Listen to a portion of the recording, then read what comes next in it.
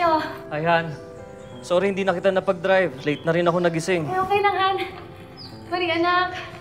Pakitulungan naman ako ilagay ko sa kusina, oh. Wait lang, man. Tapusin ko lang to. Sige, si Emma na lang. Emma, makalagay naman to sa kusina, anak, oh.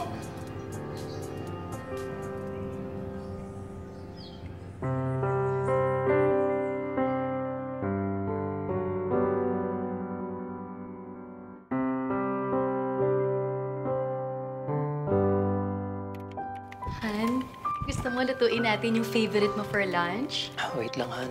I need to finish this kasi today hindi ko na ipasa kahapon.